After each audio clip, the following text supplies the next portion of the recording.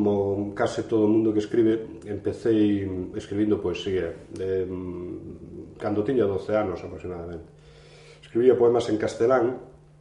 e creo que tiña 14 cando casualmente me caeu nas mans un libro que tiña algúns poemas en galego de Rosalía de Castro, e lembro especialmente un de Lamas Carvajal,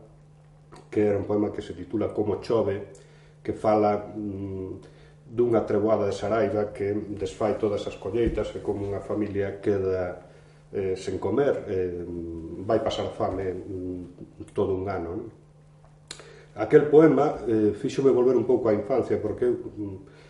son galego falante de neno, vivín nunha parroquia de Terrachá ata os 4 anos. O idioma que aprendín de neno despois negóuseme na escola. A lectura dese poema foi como tomar conciencia outra vez a respecto do idioma, e dende aquela, pois xa un pouco instintivamente puxenme a escribir en galego. É o que veño facendo pois dende entón, dende os 18 anos no que xa me tomei máis en serio o da escritura, e adiqueime fundamentalmente